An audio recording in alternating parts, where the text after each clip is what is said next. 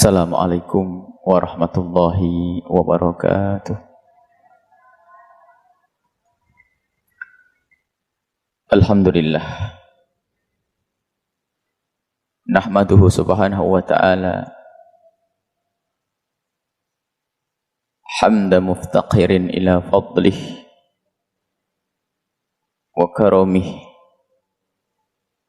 wa judih wa amtinanih wa sallallahu wa sallama wa baraka ala habibina wa syafi'ina wa maulana sayyidina Muhammad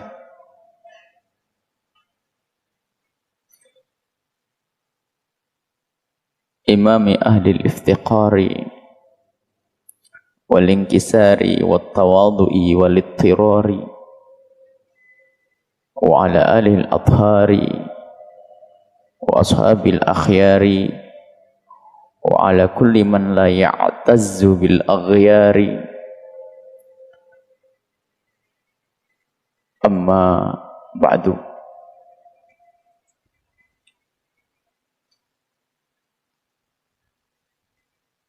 Hadirin hadirat,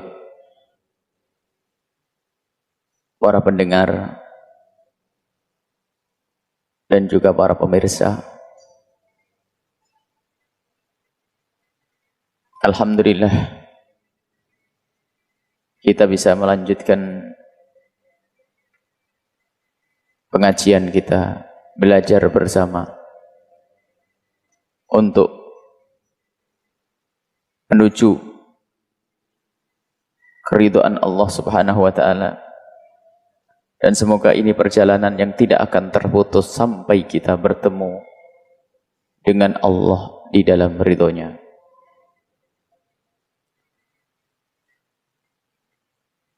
Dan memang pengajian seperti ini tidak boleh terputus, dan wajib bagi siapapun untuk belajar. Dan jangan dianggap yang menyampaikan ini tidak belajar. Ternyata di saat kami menyampaikan, justru saat ini kami belajar. Kita tidak boleh merasa puas dengan apa yang kita ketahui, sebab hanya kebodohan itulah yang menjadikan orang itu terjerumus dan tersesat. Tapi sebaliknya juga ada ilmu, jika tidak diambil dengan cara yang benar maka akan menyesatkan dan menjauhkan dari hidayah Allah Subhanahu wa ta'ala.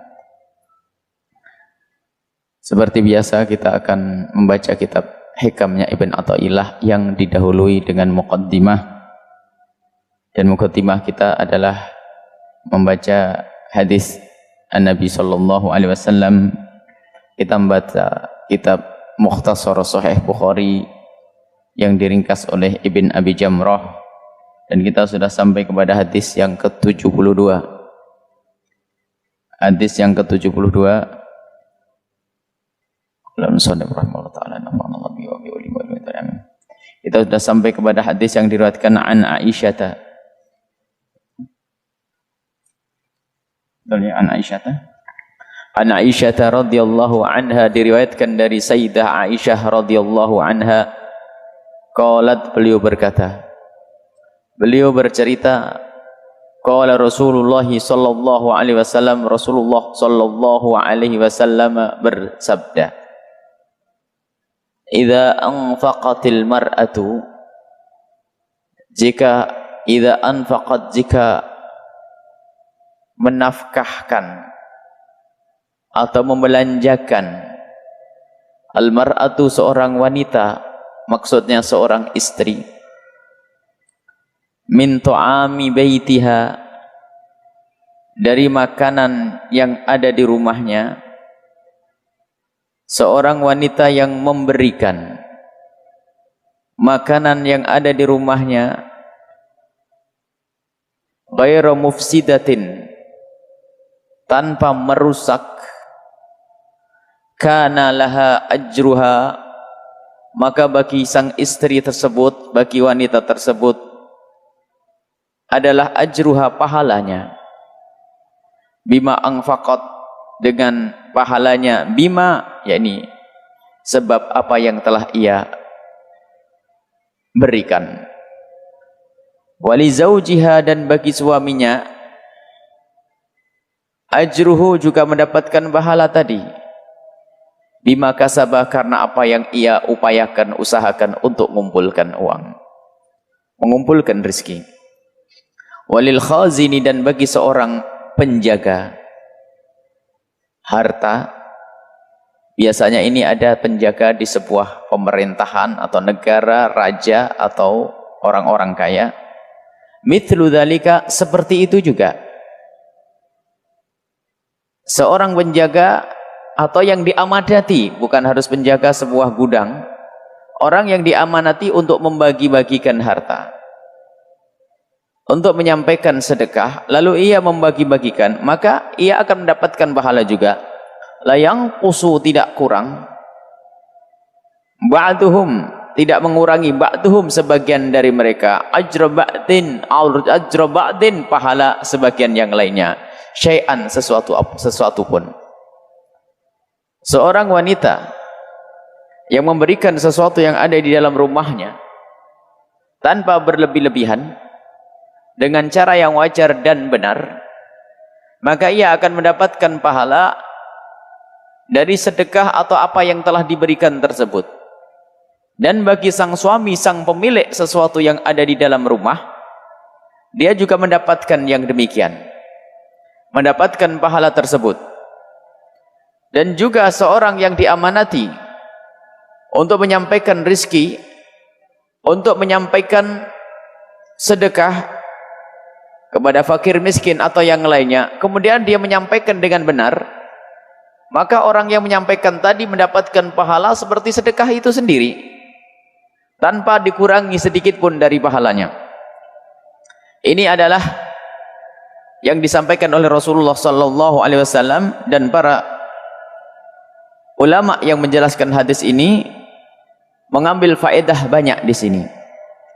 Yang pertama, justru difahami bahwa seorang wanita itu dilarang mengeluarkan sesuatu dari rumah suaminya kecuali dapat izin dari sang suaminya, kecuali hal-hal yang pasti suaminya rela, misalnya kelebihan urusan makanan atau apa saja yang ada di rumahnya.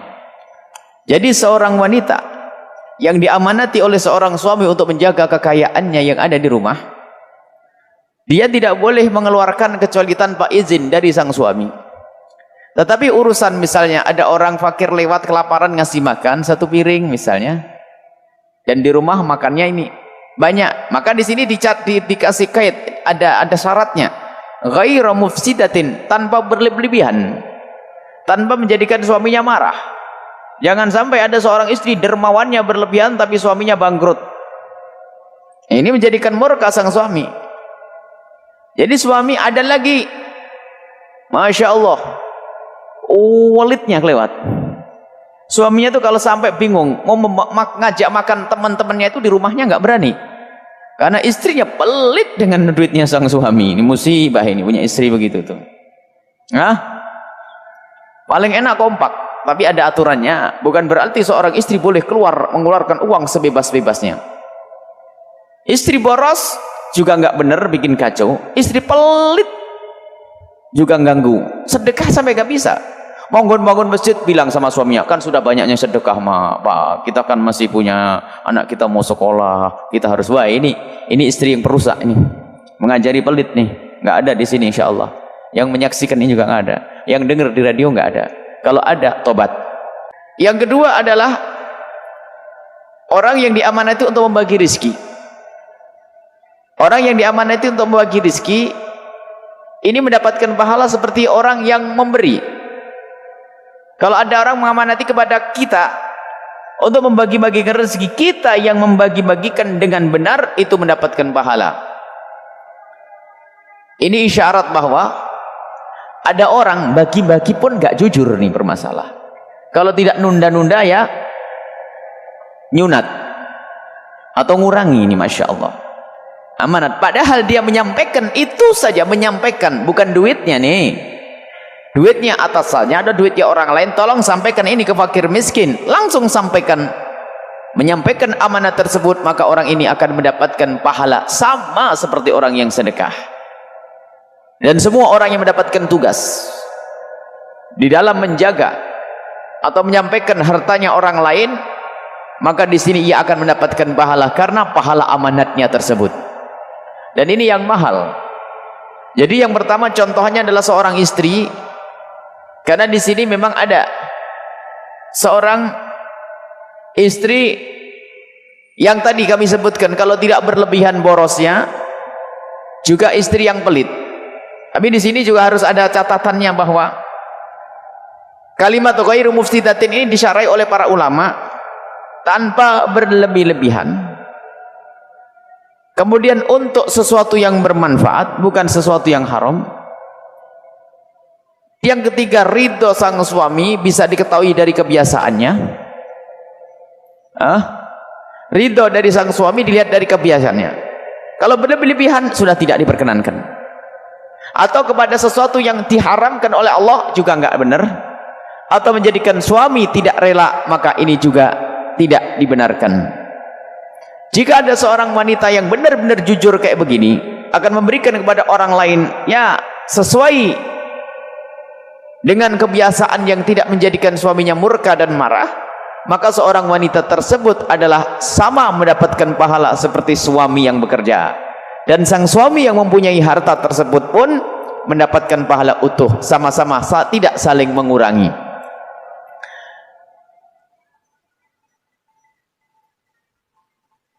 Ini termasuk bab wa ta'awanu 'alal birri wat taqwa, saling tolong menolong di dalam menyampaikan kebaikan dan ketakwaan.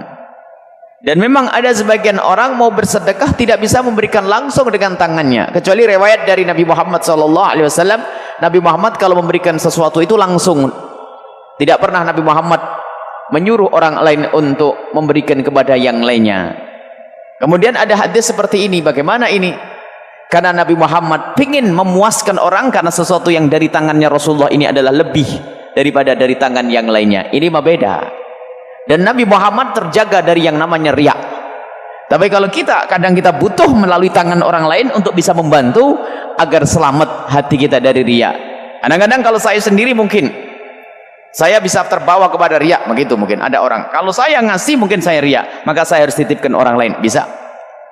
Atau mungkin ada seorang, dan ini kebanyakan, ada seorang punya duit banyak, kaya, dia ingin bersedekah tapi tidak tahu di mana tempat yang tepat untuk bersedekah, sehingga mewakilkan orang yang mengerti, sebagian para asatid dan sebagainya. Ustadz biasanya lebih tahu, para kiai lebih tahu. Kadang-kadang pergi ke kampung, ada orang sakit gak bisa berobat, ada orang melarat begini, maka orang kaya ini nitip ke sini. Tapi lihat amanat nih, amanat ini yang paling berat. Kadang ini haknya orang lain masih ditunda. Lah kalau sudah orang biasa menunda haknya orang lain yang bukan dari dia, maka dia adalah orang yang paling pelit. Ya, dengan duitnya orang saja pelit, apalagi duitnya sendiri ini ya. Duitnya orang ini dititipi, tolong sampaikan ke fakir miskin, itu masih tunda, besok, lusa, ini, itu, akhirnya bisa kemakan dan sebagainya. Maka ini termasuk semacam peringatan, hati-hati. Jadi kalau memang orang itu benar-benar menyampaikan sebagaimana mestinya pada waktu yang diinginkan oleh sang pemberi yang sesungguhnya, yang memberikan uang atau memberikan makan, maka saat itu dia mendapatkan pahala persis seperti orang yang berinfak dan bersedekah. Nah inilah harus ada kejujuran amanat. Dan kalau kita kembangkan maknanya adalah urusan orang yang diberi amanat lebih gede.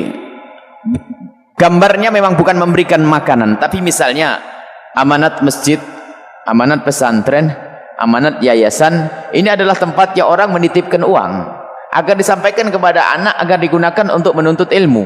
Maka ini perantara-perantara seperti ini adalah mendapatkan pahala sama seperti orang yang sedekah dan infak. Jadi pengurus masjid, madrasah itu Masya Allah pahalanya besar. Orang yang berinfak dapat pahala gede, dan dia yang menyalurkan kepada santri siswa itu juga mendapatkan pahala. Tapi ingat, ghairu mufsidatin, dia tidak merusak, bukan dolim. Tapi kalau dia mengambilnya, maka itu bab hilangnya amanat, dan itu adalah kehinaan di dunia sebelum di akhirat. Ini adalah hadis yang bisa kita pahami dari yang diriwayatkan oleh Rasulullah SAW, di hadis yang ke-72 ini. Yuk kembali ke rumah. Para ibu, amanat dari sang suami yang ada di rumah kita, kecuali uang kita sendiri, duit kita sendiri, maka kalau kita bagi-bagi boleh. Tapi kalau duitnya suami harus ada aturannya. Kira-kira suami marah atau tidak? Kalau yakin suami tidak marah, maka berikan kepada siapa saja. Ini adalah kebaikan dan Anda mendapatkan pahala. Dan memang ini peringatan ya. Sampai ada syarat sampai sebagian pensyarah hadis menyebutkan ada kebanyakan, bukan sebagian kecil, bukan ada. Kebanyakan perempuan itu pelit. Kebanyakan nih, aduh kok kebanyakan ya. Tapi kalau masalah kebanyakan bisa saja orang sini bebas. Wanita kan masih banyak jutaan kan. Tenang aja Bu, aman-aman. Kebanyakan wanita tuh pelit urusan begini nih. Jadi sudah dipesan sama suami masih pikir panjang itu. Masya Allah. Makanya diingatkan begini, awas nih. Khairu mufsidatin ya. Jangan sampai kita masuk ke bab yang demikian ini. Satu sisi ada memang ya seperti itu.